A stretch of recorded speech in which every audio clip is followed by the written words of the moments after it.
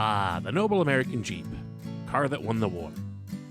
Nothing like the top off and your doors removed to feel the wind in your hair and let your spirit of adventure soar.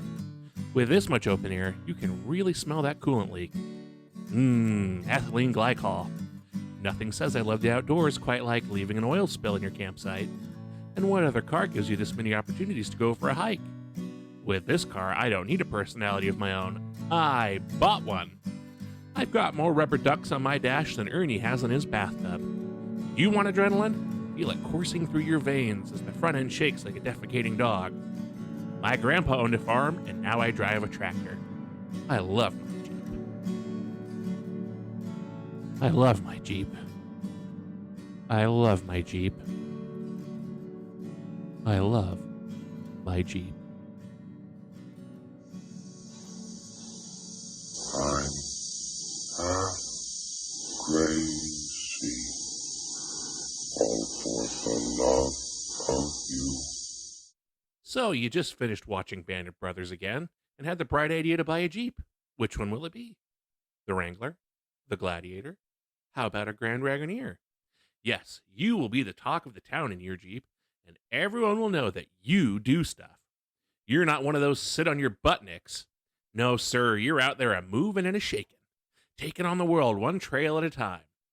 Well, the Auto Shaman has a long-standing policy about Jeeps. Friends don't let friends buy Jeeps. Take it to heart, you'll thank me later. What? Isn't my word enough for you? What a renegade. Let's get our wheels dirty and see what shakes out, shall we? I'm the Auto Shaman, and I'm here to help. This selector button changes channels clockwise. You two take care of labor. Only intended for a plane capsule. You don't want to die of cold. Toll free. Everyone enjoys listening to the sounds of a failing Jeep, and now you can bring those sounds indoors with the official singing Jeep clock. At 12 o'clock, you'll hear the haunting sound of Rodnock, and throughout the day, a different Jeep will sing its song to chime the hour. You'll hear belt squeals, lifter tick, and the sounds of a failing water pump. Each Jeep sound has been authenticated by the National Institute for Automotive Service Excellence and will give your child an appreciation for the struggle of Jeep ownership. Mommy, that's the sound of an exhaust manifold leak. The Jeep clock looks stylish in every room, and the sounds of money escaping your pocket will keep you awake at night.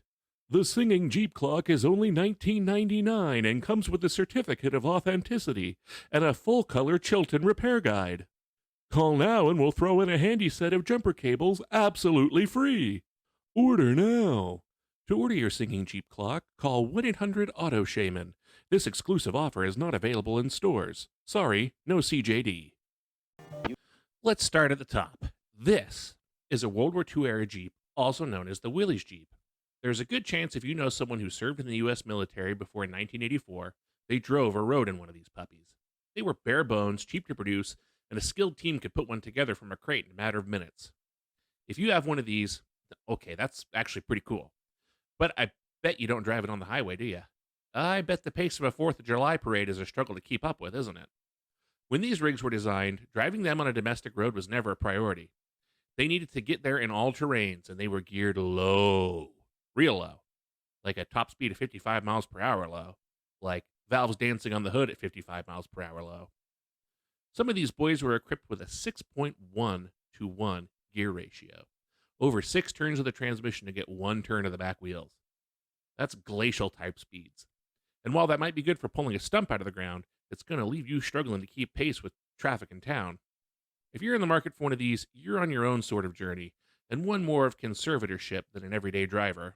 Think more of a nice lunch with grandma over a hot date with your crush. Anyways, it's not a Jeep. It's a Willys MB. That's not a Jeep, brother. This is a Jeep. TJ with a Chevy 350 and a power shift transmission. Dana 44 axles and a Dana transfer case. Arctec Industries skid plates. Metal cloak long arm suspension lift. Rolling on 37s. Genrite roll cage. Sparco seats with a full harness. Woo! Now that's a Jeep. Easy there, Theseus.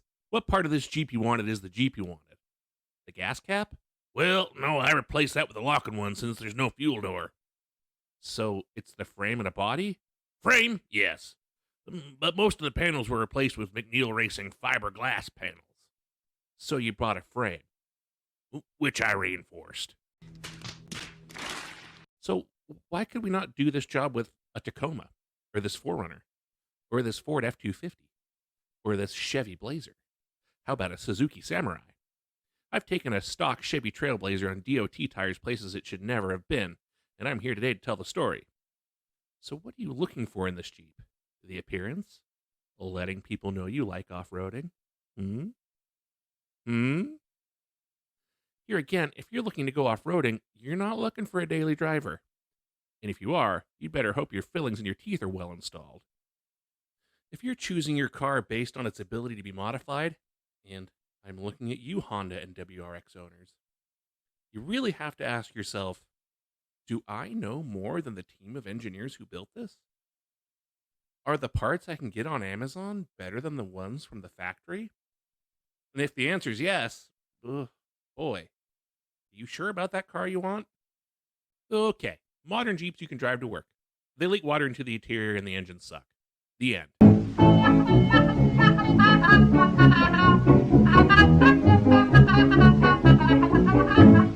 Still not enough? You Jeep people are like drug addicts. You know it's bad for you and you keep coming back for more. This is your brain, and this is your brain with a Jeep. And this is your bank account. And these are the friends giving you a ride. If you have a Jeep lover in your family, treat them the same way as a drug addict. Tell them you love them and draw a hard line in the sand. Boundaries are key. No, I'm not free Saturday help with your water pump. No, I can't give you a ride. No, I can't lend you any more money to give to the dealership. I love you, and no. Eventually, they will hit rock crawler bottom and buy a Toyota. As I mentioned in last week's podcast episode, beginning in 2009, Jeep is a subsidiary of Fiat. So this is a Fiat, this is a Fiat, that's a Fiat, and this is a Fiat. So are you really going to hitch your financial wagon for the next few years to the prom night love child of just emptied every pocket and fix it again, Tony? There are a few American Jeeps remaining: the Wrangler, the Gladiator, and the Grand Cherokee. What do they share in common apart from a ride quality akin to a penny farthing bicycle? Oh, I'm sorry, I just threw up a little bit in my mouth. It's the 3.6 liter Pentastar engine. The 3.6 liter V6 Pentastar engine is one of the most cheaply produced and unreliable engines on the market. The cylinder heads give up early, the rocker arms give up and start making noise. The oil pumps fail, the water pump fails, the radiators are made out of a sieve. They eat oil, the cam phasers go out, and they just flat blow up. I've seen more than a few people bring their car in expecting a new engine and walking over to the sales side and buying a new car because they're sick of dealing with it. I know of Jeeps that have had 3 engines before 100,000 miles, and it is not an uncommon occurrence. And it's more than just the engines, you know. Jeep is one of the worst companies for discontinuing parts on vehicles that are in recent production. They make them too customizable and with too many options, and it's a pain for them to keep up with the supply. Just a headlight could have 9 different options. The only thing worse than hearing it's on a national back order with no release date is, I'm sorry, the part's discontinued. But look, I can take the roof off. How cool. More like how hot. How well is that AC going to work with a gaping hole on top of your car? And you had to leave it at home because there isn't anywhere convenient to store it. So you'd better hope that you don't get caught short in the rain. You would also better be darn sure that you put it back on correctly. Any misalignment of the top and water is going to get in. Get one pine needle in the rubber seal and you may as well have left a drinking straw in there with the amount of water you'll have on your seats. Fine, I'll get a cloth top. Okay, but don't park downtown or say goodbye to the stuff inside. And hello to a fat bill to replace it because the rogue cut it open with a knife. Well, taking the doors off is cool, though. I want to take the doors off and feel the wind. What you're more likely to feel is the bumper of the car that sideswipes you, crushing your pelvis. Doors are for more than keeping the elements out, you know.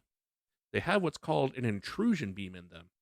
It's a well-disguised roll cage that keeps your legs from becoming the juice that runs out of a pop can when you step on it. By now, you're probably thinking, God, what a hater. And it's a fair critique.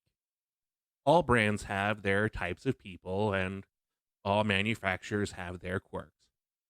But when I'm speaking from experience and the things I have seen firsthand, am I really being a hater or am I good at recognizing patterns? What's the expression? Fool me once, shame on you. Fool me twice, well, I won't get fooled again. Something like that. Anyway, your opinions are your own to form, and I'm just here to provide you with the benefit of my experience. As always, thank you for your time.